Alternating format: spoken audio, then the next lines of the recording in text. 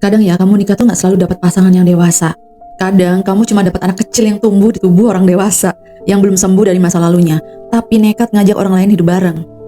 Seolah cinta tuh bisa nyembuhin luka yang bahkan dia sendiri tuh nggak mau sentuh. Dia kasar bukan cuma mulutnya tapi juga caranya ngelihat hidup, ngomong seenaknya, ngerendahin pasangannya, lari dari tanggung jawab mungkin, dan ngerasa laki-laki sejati itu cuma yang bisa nguasain ranjang. Padahal dibalik semua kebusukan itu ada bocah kecil yang dulu nggak pernah dipeluk, nggak pernah diajarin gimana jadi manusia. Dulu mungkin dia cuma pengen diperhatiin tapi nggak pernah dapet, pengen didengar tapi malah dicaci, pengen jadi seseorang tapi miskin, diabaikan, diremehkan, dan akhirnya tumbuh dengan satu cara bertahan hidup, nyerang duluan sebelum diserang. Masalahnya, kamu yang jadi istrinya bukan musuh. Kamu cuma seseorang yang pengen nyayangin dia, tapi dia malah nyakitin kamu seolah cinta itu ajang balas dendam masa kecil.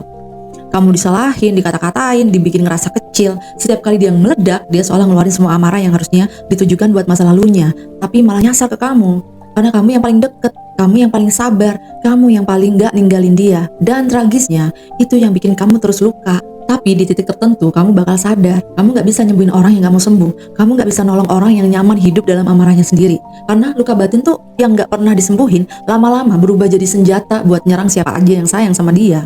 Dia tumbuh miskin, kamu tahu. Dia gak punya panutan, kamu ngerti. Dia dibentuk oleh kerasnya hidup, kamu paham. Tapi semua itu gak jadi alasan buat ngancurin orang lain. Karena trauma itu bukan lisensi buat jadi kurang ajar atau buruk. Banyak orang punya masa lalu kelam tapi mereka belajar. Sementara dia malah bangga jadi korban selamanya. Padahal kalau benar dia tuh laki-laki, harusnya dia sadar luka masa kecil itu tanggung jawabnya bukan istrinya. Dan kamu wanita yang bertahan itu pasti capek banget. Kamu nyoba segalanya, doa, sabar, kompromi, nangis di tengah malam, tapi gak ada yang berubah. Karena kadang cinta tuh gak cukup buat nyelamatin seseorang yang gak mau keluar dari jurang hidupnya sendiri. Akhirnya kamu sadar, kamu cuma bisa nyelamatin satu orang. Siapa? Ya dirimu sendiri. Kamu mulai berhenti nyalain diri karena gagal nyembuhin dia. Karena gak semua orang luka pantas kamu sembuhin. Apalagi yang luka tapi malah nambahin luka kamu. Dan di saat kamu milih bangkit, di situ kekuatan kamu lahir. Bukan dari teriak, bukan dari marah, tapi dari diam yang gak sadar. Kamu gak akan nurun jadi sebusuk dia. Kamu belajar sesuatu yang dia tuh gak pernah bisa pelajari. Bahwa luka tuh gak harus dilanjutkan. Bahwa rantai kebencian bisa putus mulai dari kamu. Kamu keluar dari lingkaran sakit itu bukan karena kamu lemah, tapi karena kamu cukup waras buat gak jadi monster berikutnya.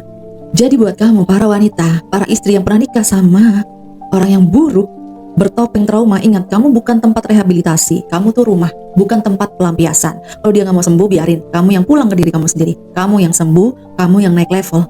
Karena Tuhan tuh gak nyuruh kamu nyelamatin orang yang buruk. Tuhan nyuruh kamu nyelamatin dirimu sendiri.